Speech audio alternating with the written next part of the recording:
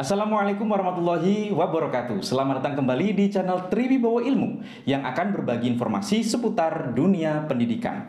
Dan pada kesempatan video kali ini saya sudah menghadirkan salah satu murid saya seperti di video-video sebelumnya, dan ini merupakan salah satu dari request teman-teman yang sudah meminta untuk mengundang salah satu siswa saya ini. Siapa dia dan bagaimana tentang kehidupan pribadinya, kehidupan dia tentang cita-citanya, nanti kita akan menggali lebih dalam lagi dari narasumber kita yang satu ini.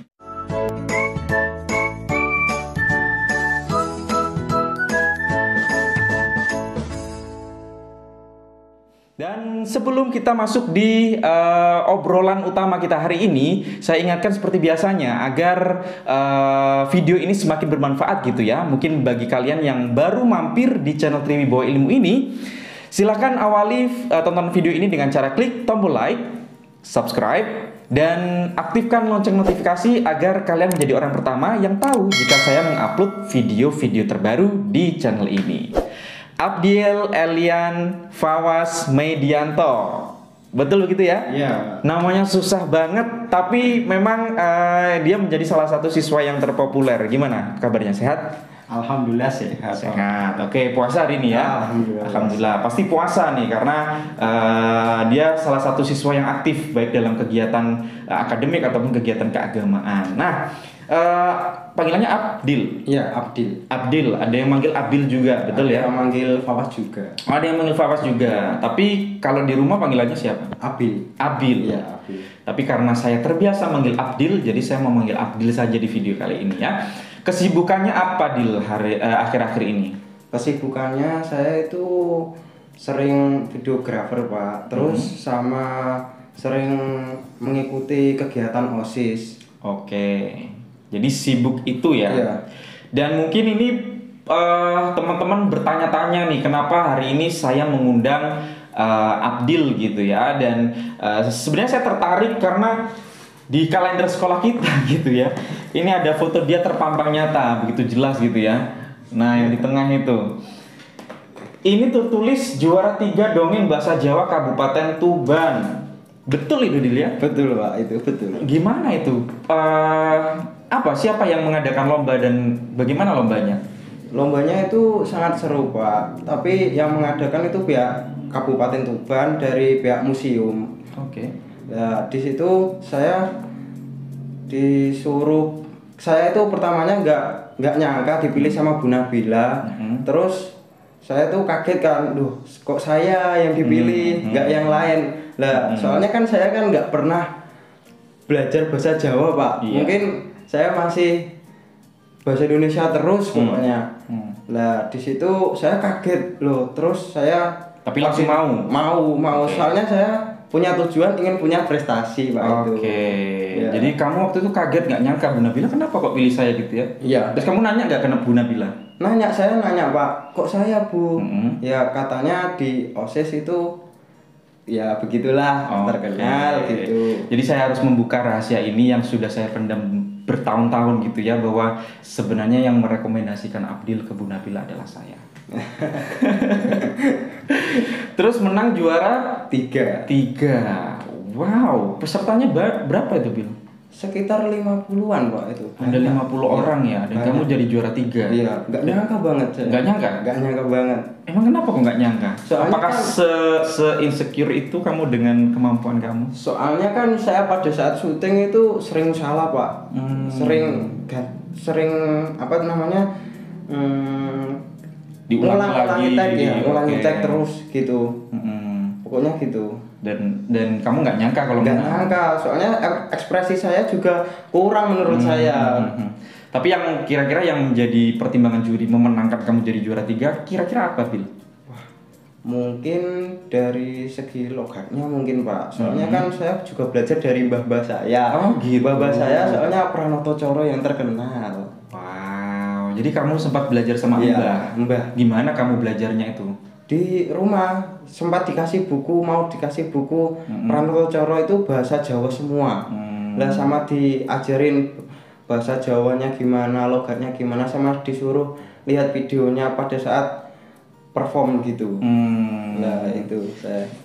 Terus kamu belajarnya metodenya kayak gimana? Lah kamu praktek terus ditonton mbahmu gitu? Ya enggak Pak, ya praktek di depan kaca gitu. Pokoknya praktek di depan kaca, diusahakan semaksimal mungkin, sepede mungkin ya, pokoknya gitu. Siap nggak siap harus perform hari itu. Oh gitu. Dan pengaruhnya besar ternyata ya? Ya pengaruhnya sangat besar. Alhamdulillah.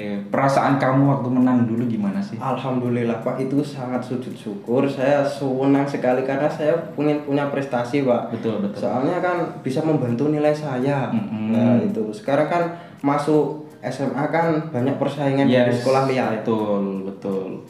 Jadi memang ini juga selalu saya sampaikan ke anak-anak gitu ya.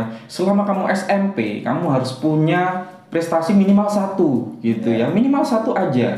Kalaupun memang kamu nggak bisa berprestasi dalam kejuaraan, ya setidaknya kamu punya nilai plus, entah itu dari perilaku kamu, entah dari sikap kamu terhadap guru. Nah itu harus kamu miliki, harus kamu pupuk mulai dari kelas 7 gitu ya Bil ya. Dan Abdil yang dulu sebelum kelas 9, ini kan kelas 9 ya. Sebelum kelas 9 itu Abdilnya seperti apa sih? Ya sering bercanda, nggak serius pokoknya. Dalam sekolah itu belum serius, belum, soalnya main-main terus gitu. Begitu pokoknya. Kalau sekarang serius? Sekarang serius, soalnya punya gambaran ingin punya sukses gitu. Sudah ingin punya tujuan sendirilah. Ingin berkembang lebih maju dari yang dulu pokoknya. Siapa yang mengubah kamu seperti itu, Bil? Ayah saya. Ayah saya yang sering memotivasi. Apa yang dimotivasi dari ayahmu? Ayah saya itu memotivasi saya ingin jadi seorang abdi negara Pak. Lah dari sekian keluarga saya itu cuma nggak ada yang jadi abdi negara. Lah saya diharapkan ingin jadi abdi negara itu. Abdil anak berapa sih? Anak pertama. Dari 2 bersaudara. Berarti punya adik 1 lagi. Iya. Masih SD? Iya SD. Oh iya. Kelas berapa? Kelas 3 Pak. Kelas 3 SD. Iya. Oh saya tahu nih di SD Sugian ya? Iya SD Sugian. Biasanya saya lihat Abdil ngantar adiknya sekolah. Iya. Dil, ini kan kamu udah kelas 9 gitu ya. Hal apa sih yang berbeda dari kamu yang sebelumnya gitu? Sekarang kamu orangnya seperti apa sih? Mungkin dari sifat ya Pak. Dulu itu sifat saya itu sering gimana ya, nakal gitu, kadang nakal terus bantah gitu lah. Sekarang itu lebih ke arah pokoknya berubah lah, menjadi pendiam, pokoknya jadi yang pendiam, nurut aja, terus ikuti jalannya. Apa keuntungannya kalau kamu berubah kayak gitu? Berubah, alhamdulillah kehidupan saya menjadi lebih baik Pak. Terus bisa berpengaruh bagi orang tua, membantu orang tua gitu pokoknya. Nah ini teman-teman, kemarin itu sempat di kelas 9 itu ada proyek besar gitu ya, ada proyek besar untuk membuat video parodi India gitu. Dan Abdiel ini salah satu yang bisa dibilang menjadi ya semacam leadernya dari beberapa kelas gitu. Dan menurut saya impactnya sangat besar itu bagi teman-teman baik di kelasnya sendiri ataupun di kelas lain. Peranmu apa Bil di situ Bil? Peran saya sebagai videografer Pak. Nah di situ saya berperan untuk menyuting tiap-tiap kelas, karena setiap kelas kan project India itu harus membutuhkan video lah. Itu kan setiap anak kan nggak ada mungkin seberapa yang bisa lah. Mungkin saya yang bisa, alhamdulillah. Dan saya dipilih itu nggak nyangka sama Bu Enda, disuruh menyuting beberapa kelas gitu. Nah di situ saya ya menghiakan, terus saya mungkin gini, belajar lah, pengen bisa. Saya mencoba ingin menyuting itu, siapa tahu ada yang itu kecantol gitu. Project selanjutnya gitu. Tapi berat gak Bil kayak gitu Bil? Wah sangat berat sekali Pak, capeknya mungkin suara capek pokoknya. Capek banget ya. Terus kamu gimana mengatasi rasa capekmu gitu ya, kan? Bercanda sama anak-anak kelas yang lain mungkin itu, bercanda terus menahan emosi. Kadang kan itu Pak, lelet gitu, anak-anaknya sering kalau mau tag itu nggak langsung tag, Nggak langsung gitu ya. tapi molor terus gitu lah. Itu harus sabar, latihan sabar itu. Jadi melatih itu juga ya. Iya. Emangnya kamu belajar videografi dari siapa itu? Lah itu otodidak, Pak. Otodidak. Otodidak. Pertama kali kamu tertarik dalam dunia videografi itu dari mana? Dari YouTube, Pak. Lihat orang-orang itu kok bagus. Siapa influencer yang paling ini bagus nih, akhirnya memotivasi kamu bikin video? Siapa ya? Siapa? Lupa, Pak, saya. Random ya, ada banyak ya. Soalnya itu orangnya itu bagus kalau buat video itu selalu memotivasi harus apa gitu. Terus saya belajar di situ, belajar pokoknya. Aplikasi apa yang dipakai? Aplikasi yang dipakai itu mungkin kalau bawaan HP itu kamera biasa, Pak. Terus mungkin ada aplikasi KineMaster untuk mengedit. Kalau di laptop itu Adobe Premiere gitu. Punya? Punya. Wow, spek tinggi ini berarti nih. Oke. Terus yang kamu dapatkan dari situ apa, Dil? Dari hobimu videografi, terus kamu mau membantu teman-temanmu. Dibayar nggak sama teman-teman yang? Iya, dibayar. Oh, dibayar juga? Iya, dibayar juga. Oh, saya kira nggak dibayar. Jadi dapat uang juga ya? Iya, tapi saya gini aja sistemnya, saya ikhlasnya aja. Soalnya kan teman sendiri. Betul, gitu. Karena ya Abdil kan juga mengeluarkan tenaga, harus menyisihkan waktu luangnya di saat dia harus tertidur, istirahat atau video call sama ayang bebnya misalnya. Tapi harus membantu teman-teman dalam membuat video tadi. Jadi memang harus ada kontribusinya kayak gitu ya. Nah, Dil, emangnya kamu ke depan ini pengennya menjadi seorang seperti apa sih, Dil? Seorang yang mungkin pintar, Pak, ya, harus fokus ke depan. Terus takut dengan keadaan yang salah-salah gitu. Pokoknya salah-salah gimana maksudnya? Salah itu pergaulan itu dikurangi, yang maksudnya yang salah-salah itu, yang negatif-negatif itu saya kurangi. Terus mungkin banyak di rumah aja membaca, dan saya sekarang sibuk membantu ayah bekerja. Gitu. Apa kesibukan kamu membantu ayah itu dalam hal apa? Mungkin mengerjakan dokumen-dokumennya, Pak. Dokumen berkas-berkas PLN gitu. Saya mengerjakan di bidang sertifikasi, Pak, di komputer. Gitu. Membantu ya, untung-untung buat uang saku, Pak. Oh, dikasih uang saku sama ayah. Gitu. Ayah, ada lowongan lagi nggak buat saya? Siapa tahu butuh tenaga lagi, saya siap mendaftar ya. Oke, Dil. Berikutnya nih kita masuk di segmen Berani Jujur.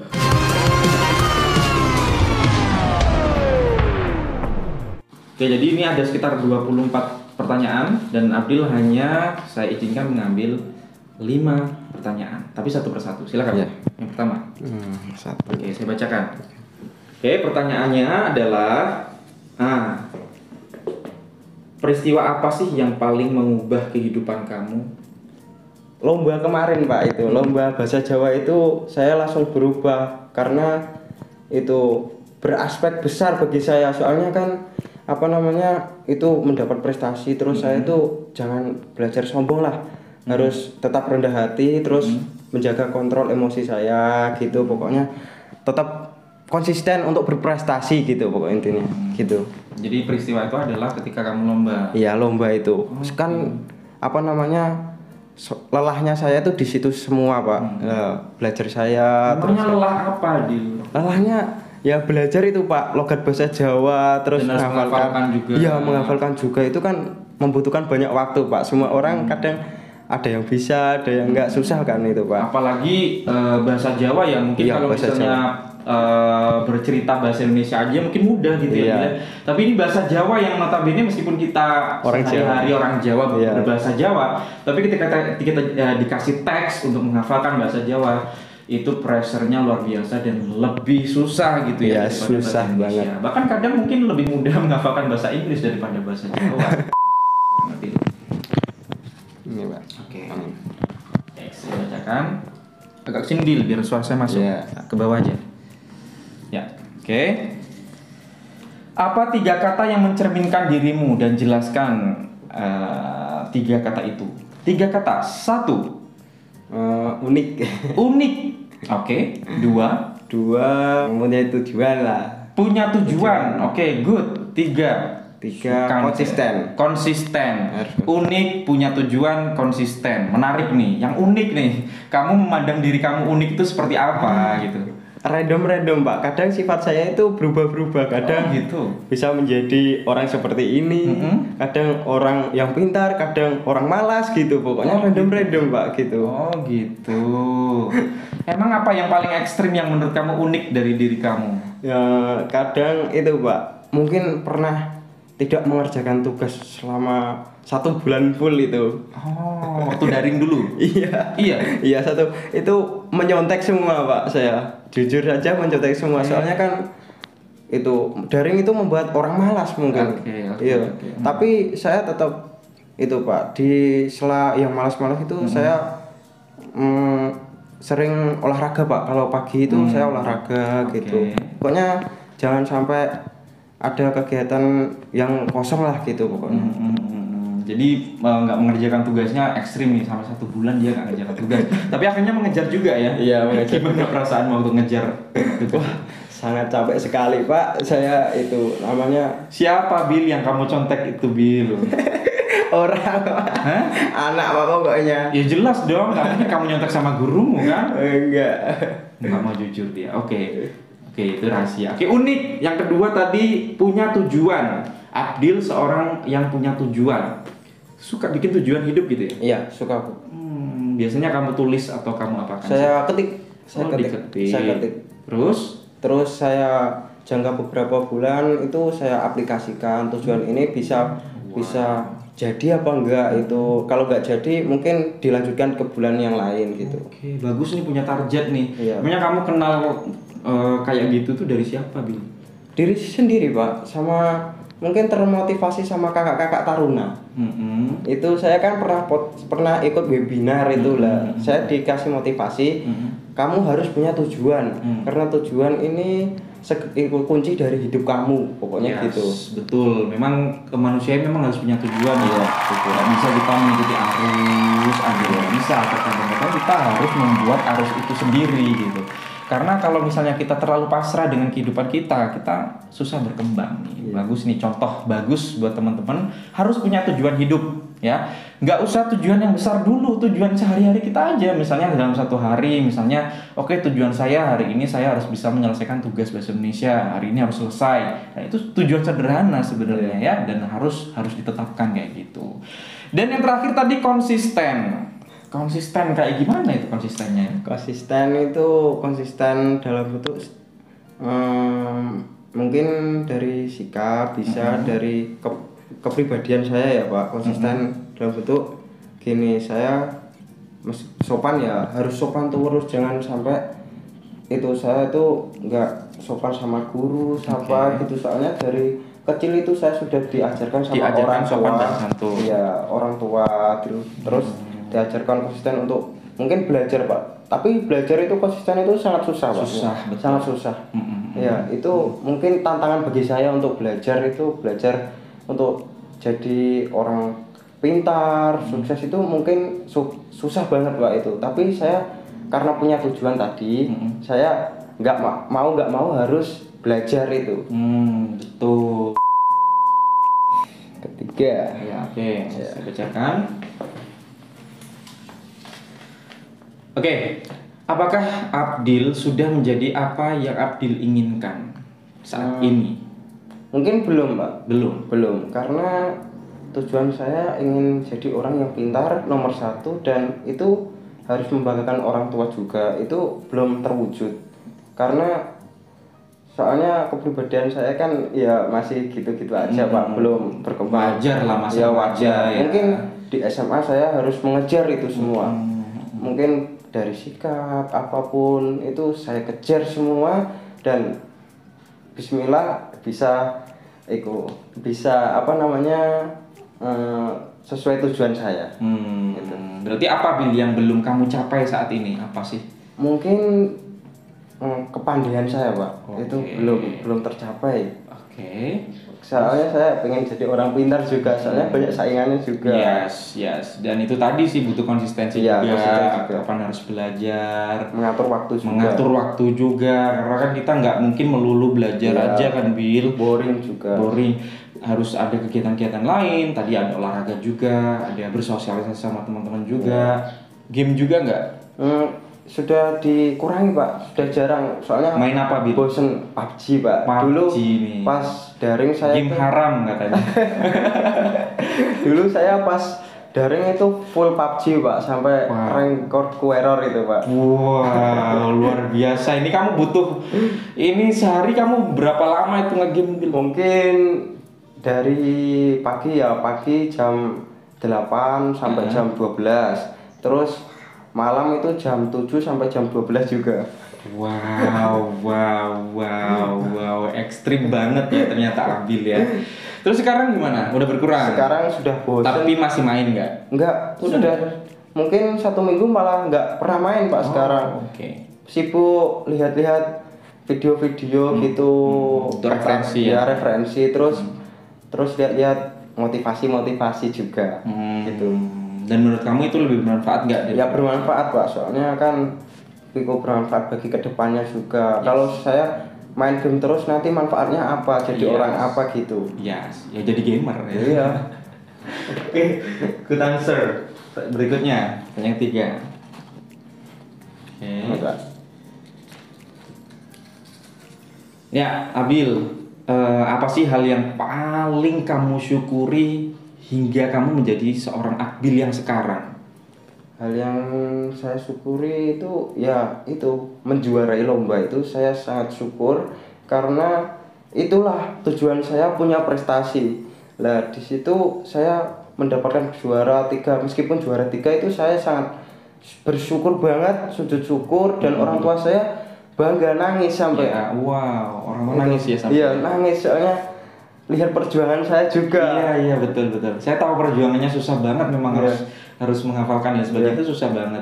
Jadi itu yang kamu syukuri ya, ketika kamu bisa menjuarai sebuah perlombaan gitu ya. Iya Pak. Wah keren. Oke. Nah, last but not least, pertanyaan terakhir Bil, silakan. Nah ini Pak. Ya. Baca ya. Apa saja sih 5 hal di masa kecil yang kamu harap dapat kamu ingat kembali? Saya mungkin bermain sama teman-teman sekampung itu, bermain kelereng, bermain apa, mungkin itu memori itu sangat itu berkenang-kenang saya sampai dulu pokoknya. Oke. Terus sama satu yang bermain tadi dengan teman ya. Terus kedua kumpul sama keluarga, merasakan vibes anak kecil gitu Pak. Disuruh pulang kalau makan ya, itu seru banget Pak, itu sangat seru. Dimarahin kalau pulang telat itu jam 12 disuruh makan kan. Biasanya anak kecil kan kalau mainan kan sering jam 12 pulang nak, pulang gitu. Yes, betul. Oke. Iya, boleh. Terus apa lagi? Ketiga mungkin masa SD saya Pak. SD.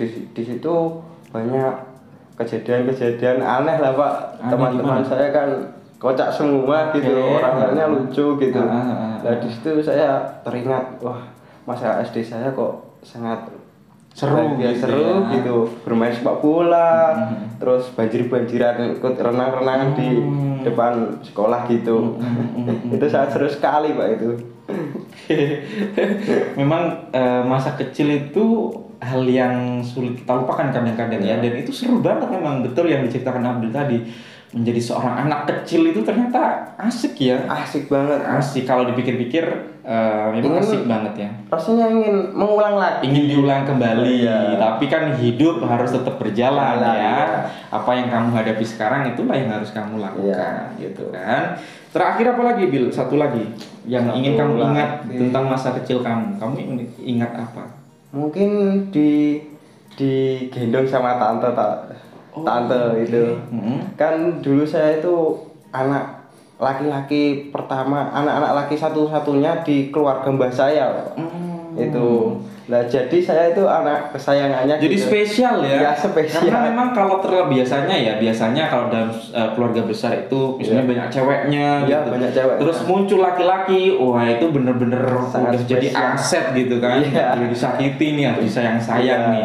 Dan itu terjadi pada Abil. Iya, terjadi. Sering mungkin tante saya, ibu saya itu sering menyayangi saya, Pak. Sering banget. Soalnya dijaga benar-benar, soalnya kan anak satu-satunya laki-laki juga. Laki-laki juga harapan orang tua gitu. Betul.